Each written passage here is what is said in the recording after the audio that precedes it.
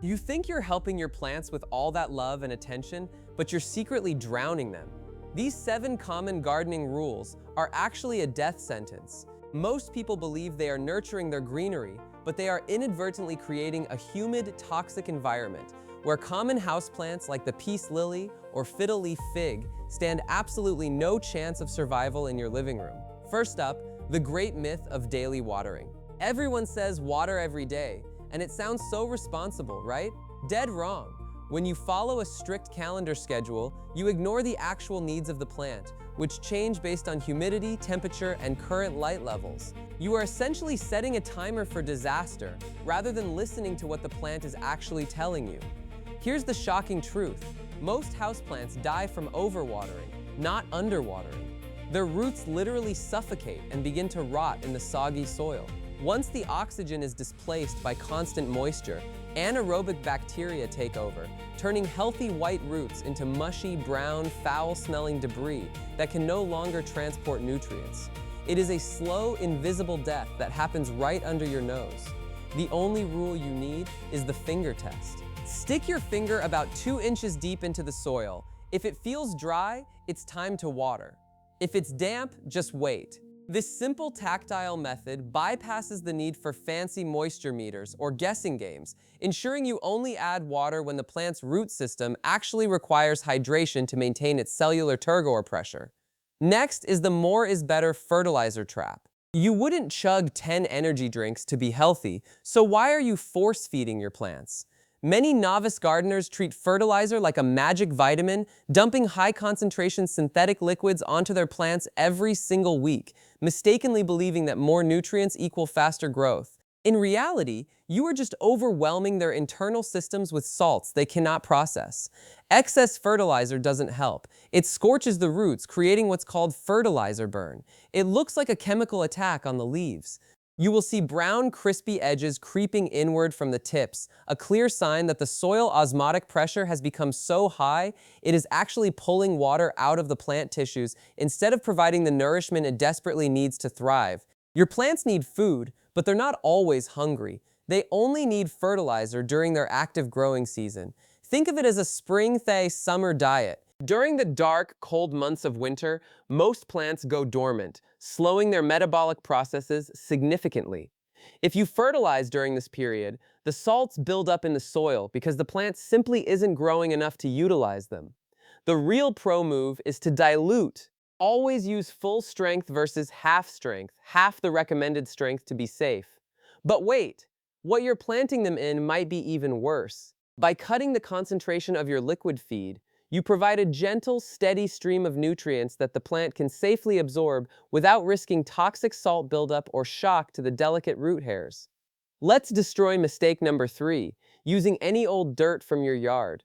Garden soil is far too heavy and dense for pots. If you dig up a scoop of earth from your backyard, you are introducing clay, silt, and potentially harmful pathogens like fungus gnats or soil-borne diseases that have no business being inside your home in a confined container environment. It compacts over time, chokes the roots, and holds way too much water.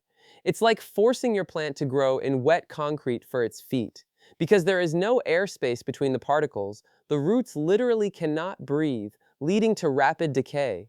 You are essentially trapping your plant in a suffocating, dense tomb that prevents any healthy development or new growth. The hero of this story is potting mix. It's scientifically engineered to be light, airy, and provide the perfect drainage your plants crave. Garden soil versus potting mix. By utilizing ingredients like perlite, coconut coir, and pine bark, a high-quality mix creates a porous structure that allows excess water to escape while retaining just enough moisture for the plant to drink throughout the week. And a crucial tip, always use fresh potting mix for new plants. Reusing old soil can spread invisible diseases. It's a ticking time bomb. Even if the previous plant looked healthy, the soil could harbor dormant spores or eggs from pests that will quickly overwhelm your new addition. Always start with a sterile, fresh medium to give your plants the best possible start. Now for myth 4. Full sun means all day, every day. Following this advice means you're literally cooking your precious plants alive in the afternoon heat, Many people place their fiddle leaf figs or monsteras directly against a south-facing window, assuming that more light is always better, only to find their leaves bleaching and burning within just a few days of exposure. Most full-sun plants only need about 6 to 8 hours of direct light. But that harsh, scorching afternoon sun is an absolute killer for many of them. Between the hours of 2 p.m. and 5 p.m., the intensity of the sun's rays can reach levels that cause cellular damage to foliage, effectively frying the plant's delicate pigments and causing permanent, unsightly scorched patches. Remember this: morning sun is gentle, energizing gold. Afternoon sun is a brutal, draining inferno. The secret isn't more sun, it's the right kind of sun. By positioning your plants to catch the softer, cooler rays of the early morning, you allow them to photosynthesize efficiently without the risk of heat stress that comes with the intense, direct light of the late afternoon. So do your plants a favor. Position your sun lovers to soak up that golden morning light and give them a shady break in the afternoon. They'll thank you. By moving your plants just a few feet away from that scorching window, you can create a microclimate that balances their light needs perfectly, preventing the heat exhaustion that often leads to wilting and leaf drop. On to mistake number 5, the wrong size pot. Putting a tiny plant in a gigantic pot is like a toddler wearing their dad's giant work boots. When the container is too large, the volume of soil is vastly greater than the root system can occupy. This creates a massive reservoir of stagnant water that sits unused, waiting to rot the roots of your small plant. Why is it bad? All that extra unused soil holds moisture that the small roots can't reach, leading to, you guessed it, the dreaded root rot. Because the plant isn't drinking enough to dry out the soil, the medium stays perpetually soggy.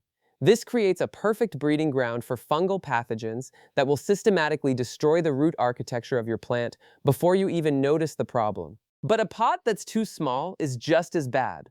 The plant becomes root-bound, a tangled, suffocating mess that can't absorb water or nutrients. When the roots circle the bottom of the pot, they become restricted, preventing the plant from taking up the water it needs. It will eventually stop growing entirely, looking stunted and tired as it struggles to survive in a cramped, nutrient-depleted space. Just follow the Goldilocks rule. Choose a new pot that's just 1 to 2 inches wider in diameter than the current root ball. It's just right.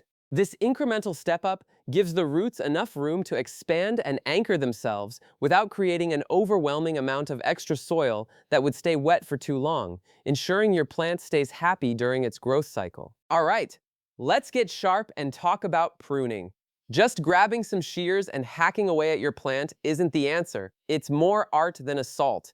If you cut indiscriminately, you might remove the very buds that are preparing to flower, or you could create large, jagged wounds that leave the plant vulnerable to infections, pests, and long-term structural weakness that won't heal correctly. Rule number 6 is not knowing when to prune.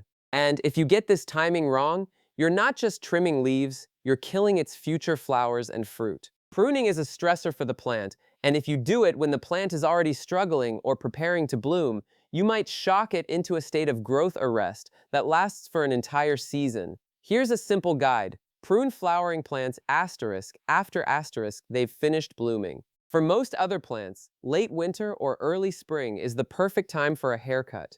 Prune after bloom. By waiting until the plant has finished its energy-intensive flowering cycle, you allow it to recover properly. Pruning before the spring growth spurt also encourages the plant to put its energy into new, bushy, healthy branches, and when you cut, always do it at a 45-degree angle just above a leaf node or a bud.